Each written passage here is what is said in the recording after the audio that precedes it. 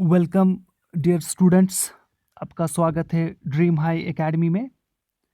आज हम important 20 MCQs की बात करेंगे और इससे पता भी चलेगा कि आप लोगों की प्रिपरेशन जो है वो कहाँ तक पहुँची है और आपने आपको वो जो है इस प्रिपरेशन इस मॉक टेस्ट के द्वारा आप एसेस भी कर सकते हो अपनी प्रिपरेशन को।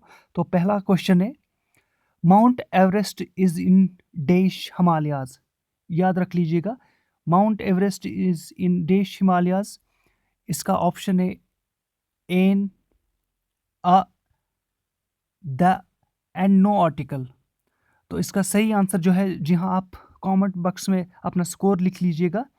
तो ओवरऑल ओवरऑल जो भी जितना भी आप 20 मार्क्स से 20 क्वेश्चन से जितना भी आप ठीक कर लेते हो, जितने भी आपके करेक्ट होते हैं, तो आप अपना स्कोर कमेंट बॉक्स में लिख लीजिएगा। तो mount Everest is in dash Himalayas, तो इसका सही आंसर है इन द हिमालयाज़। तो याद रख लीजिएगा, अगर यहाँ पे हिमालय जो भी माउंटेन्स है उनके सामने देह लगता है। जी हाँ, माउंटेन्स के सामने देह लगता है। अगर पीक्स होंगे, माउंटेन पीक्स, तो वहाँ पे क्या लगेगा? जी हाँ, वहाँ पे क्या लगेगा? वहाँ पे देह नहीं लगेगा। आगे ये क्वेश्चन भी आपके सामने आएगा। We spent a lot of time swimming in dash on holiday। जी हाँ, we spent a lot of time swimming in dash sea on holiday। यहाँ पे सी है, SEAC ऑन हॉलीडे। तो यहाँ पे आर्टिकल्स आपके आपके पास an, the and no article है, तो इसका सही आंसर क्या होगा? जी हाँ, इसका सही आंसर है द। जी हाँ, इसका सही आंसर है the. We spend a lot of time swimming in the sea on holiday. आगे बढ़ लेते हैं। जी हाँ, लंदन, जी हाँ, London is on dash river Thames. London is on dash river Thames. तो इसका सही आंसर क्या है? इसका सही आंसर जो आर्टिकल है आपके पास a an the and no article, तो इसका सही आंसर है द। जी हाँ, इसका सही आंसर है द। आगे बढ़ लेते हैं। She did dash MA। She did dash MA in English literature. तो इसके जो आर्टिकल्स है a, an, the and no article, तो इसका जो सही आंसर है वो एन आएगा। जी हाँ, an, an MA in English literature. आगे बढ़ लेते हैं। यहाँ पे एक क्वेश्चन जो कि अब अभी आपने ये क्वेश्चन जो है ऊपर कंप्लीट किया। Mount Everest is in the Himalayas. जी हाँ, Mount Everest is in the Himalayas.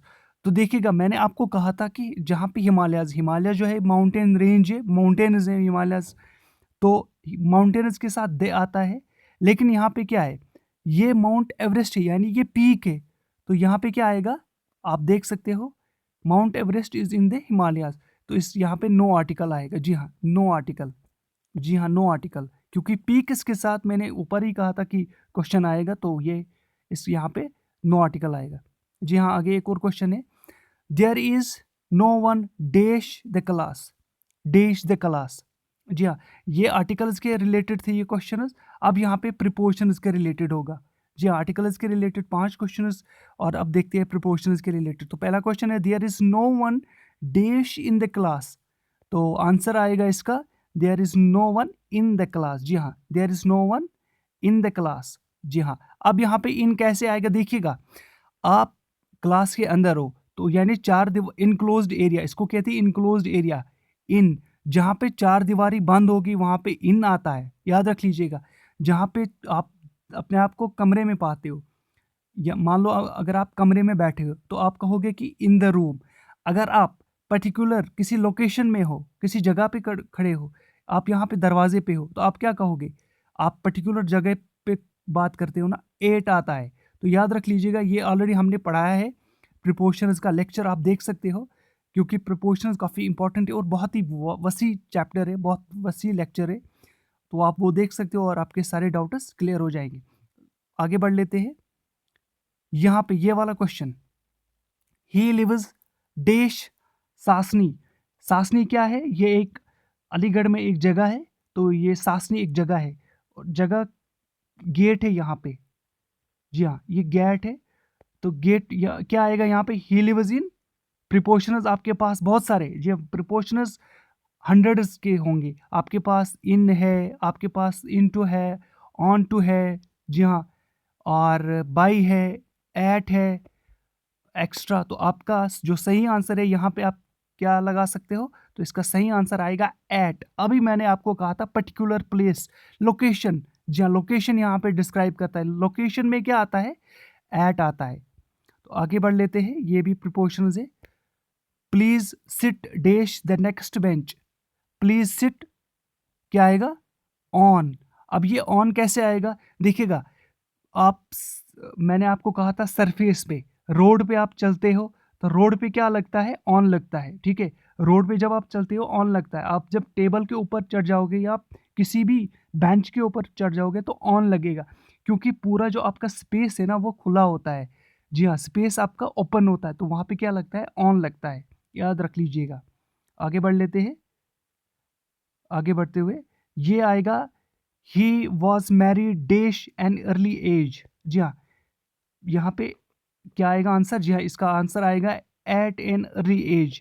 अब ये एट कैसे आएगा, देखिएगा, यहाँ पे भी एक पर्टिकुलर एज की बात कर रहा है ना, तो ये भी एक तरह से पर्टिकुलर, पर्टिकुलर जहाँ पे आएगा, पर्टिकुलर किसी खास जगह की बात अगर होगी तो वहाँ पे एट लगता है। टाइम की अगर बात होगी वहाँ पे एट लगता है। आगे बढ़ लेते हैं, दे विल, दे यहाँ अभी अभी यहाँ पे आप देख सकते हो, यहाँ पे थोड़ा सा आपका कंफ्यूजन जो है वो रिलेशन से रिलेटेड है। They will go to Goa by, sorry, they will go to Goa dash plane. जी हाँ, यहाँ पे क्या आएगा आर्टिकल, बाय प्लेन। अब ये बाय कैसे आएगा, देखिएगा, प्लेन और गोवा के बीच में एक रिलेशनशिप बनाता है।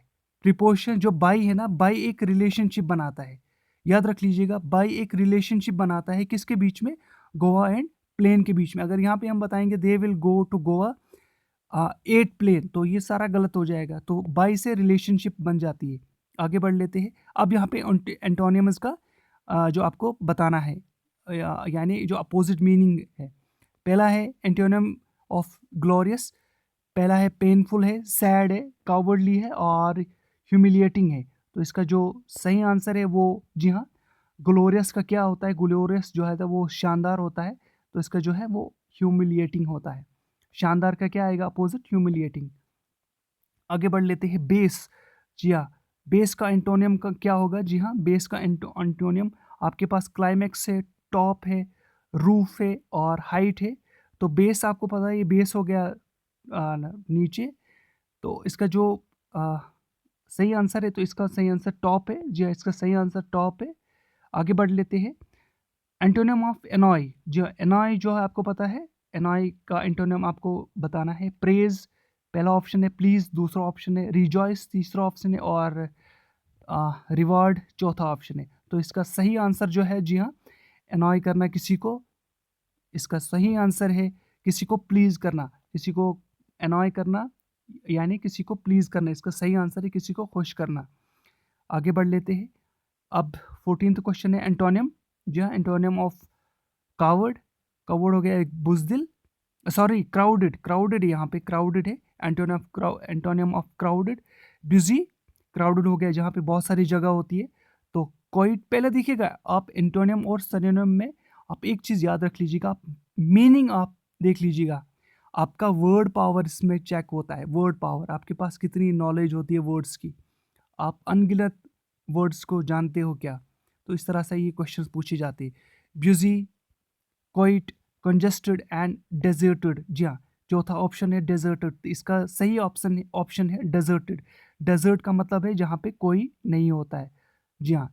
क्राउडेड का मतलब हो गया लोग बहुत सारे हैं, और डेजर्टेड का मतलब होता है कोई नहीं है, यानी खाली खाली सा, सूना सूना सा। आगे बढ़ लेते, एंटोनियम, जी एंटोनियम ऑफ इनॉर्मस, जी हाँ, antonym of enormous, weak, soft, tiny and, जी हाँ, लास्ट ऑप्शन जो है वो एवरेज है, तो इसका सही ऑप्शन जो है टाइनी है, जी हाँ, इसका सही ऑप्शन टाइनी है।